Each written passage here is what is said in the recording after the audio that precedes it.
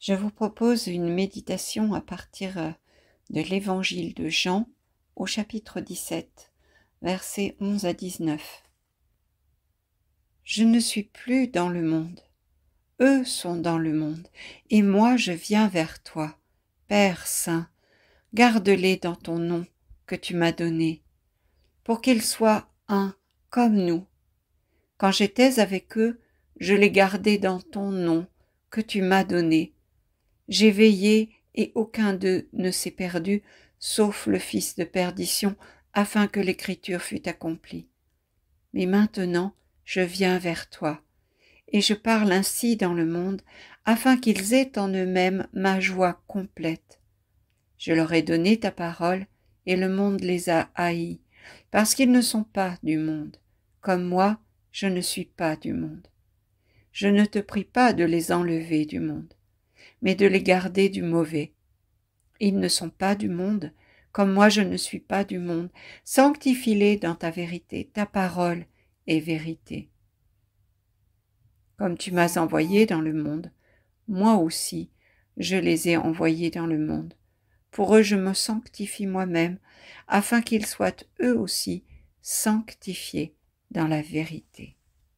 Ce passage fait partie du discours qu'a prononcé Jésus le soir du jeudi saint, après la dernière scène, avant son arrestation.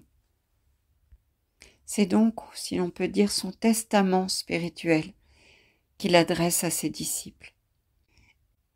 Il fait cette demande à son Père. « Père Saint, garde-les dans ton nom que tu m'as donné pour qu'ils soient un comme nous. » Et plus loin, « Je les gardais dans ton nom que tu m'as donné. » Ce nom sur lequel Jésus insiste tant, c'est Jésus, Yeshua, qui signifie Dieu sauve. C'est vrai, c'est bien son Père du ciel qui lui a donné ce nom, car Jésus n'est pas né d'un vouloir d'homme, mais du vouloir de Dieu, de la volonté du Père. Et nous trouvons dans l'évangile de Luc, au chapitre 1, verset 31, je vous le rappelle, cette parole adressée par l'ange Gabriel à Marie lors de l'Annonciation. « Voici que tu concevras dans ton sein et enfanteras un fils et tu l'appelleras du nom de Jésus. » Ce nom est donc divin. Et pour les Hébreux, le nom n'était jamais, comme il peut l'être aujourd'hui, seulement une étiquette à poser sur la personne pour la distinguer d'une autre personne. Mais le nom avait un sens qui révélait soit une expérience vécue au moment de la naissance ou la précédant, aussi un caractère particulier de la personne portant ce nom, voire un destin particulier. Et très souvent, lorsque Dieu est sur le point de faire quelque chose de nouveau dans la vie d'une personne, avec cette personne, il change son nom. On peut penser dans l'Évangile à Simon, le disciple, qui devient Pierre. Jésus lui dit, lorsqu'il l'appelle, « Tu es Simon, tu t'appelleras Pierre. » On peut penser aussi au premier des croyants, au père des croyants, Abraham, qui s'appelait Abram. Je vous lis Genèse 17. Abraham tomba la face contre terre et Dieu lui parla ainsi. « Moi, mon alliance est avec toi. Tu deviendras père de nombre de nations. On ne t'appellera plus Abraham, mais ton nom sera Abraham, car je te fais père de nombre de nations, d'une multitude de nations, dit-on. » Abraham, sans H, voulait dire le Père est exalté. Abraham, avec le H divin, le H de l'esprit, qui signifie que Dieu donne à cet homme-là une nouvelle destinée, une destinée divine, voulue, choisie par Dieu, eh bien, il devient le père d'une multitude de nations. Et Dieu lui dit que des rois sortiront de lui, alors même que cet homme n'a pas d'enfant, que sa femme est stérile. Et il va attendre bien longtemps après cette promesse pour la voir enfin se réaliser avec la naissance d'Isaac. Donc nous le voyons, le nom, chez les Hébreux, véhicule une réalité qui évoque ce qu'est la personne, mais aussi la destinée qui est attachée à cette personne. Le nom véhicule une bénédiction, une responsabilité que Dieu donne à cette personne pour l'avenir, d'où le changement de nom. On peut citer également l'exemple de Jacob, petit-fils d'Abraham et fils d'Isaac, que l'on prénomme Jacob, ce qui veut dire en hébreu talon. Pourquoi? Parce que Jacob avait un frère jumeau, Ésaü, qui est sorti le premier du ventre maternel, Jacob lui tenant le talon. Donc Jacob est né en tenant le talon de son frère. Jacob veut dire talon.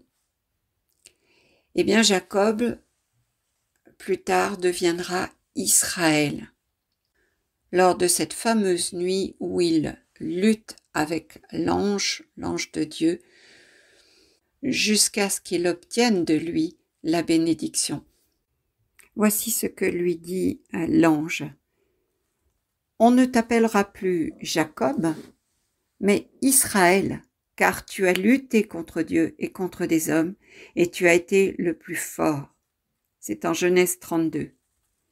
Donc Jacob l'usurpateur, celui qui avait usurpé le droit d'aînesse de son frère, devient Israël, cet homme fort contre Dieu et contre les hommes, qui a prouvé sa force, c'est-à-dire sa valeur. Non plus un usurpateur, mais quelqu'un qui prend toute sa place, avec le soutien de Dieu, avec la force de Dieu, la bénédiction de Dieu, on pourrait dire. On peut penser aussi à Samuel, le prophète, né suite à la prière de sa mère Anne, qui était stérile.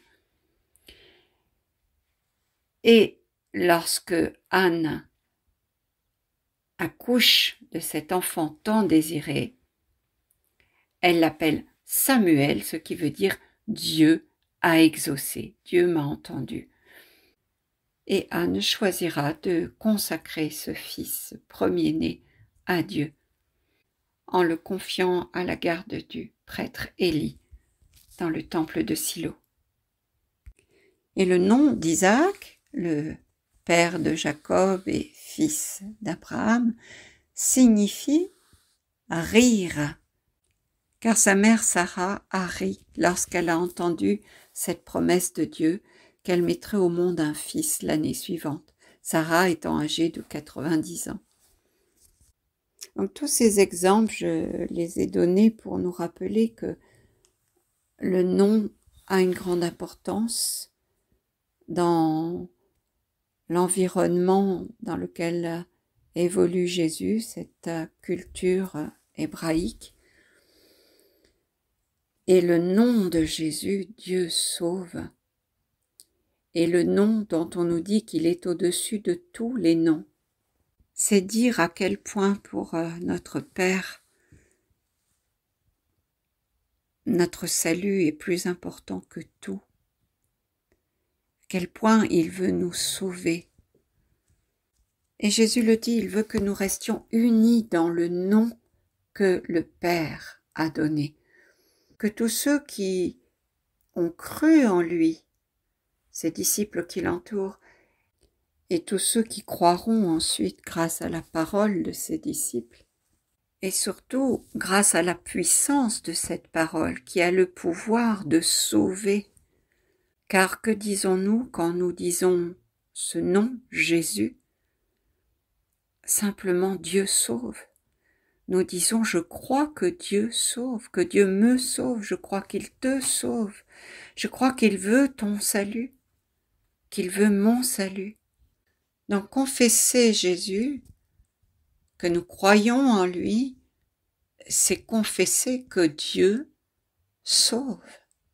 Ainsi, si nous sommes des disciples, de vrais disciples du Christ, tout ce que nous disons, tout ce que nous faisons doit être inspiré de notre foi en un Dieu qui sauve, et non pas en un Dieu qui juge, en un Dieu qui sépare, en un Dieu qui mettrait d'un côté ceux qui font tout ce qu'il faut, qui appliquent les préceptes de la religion,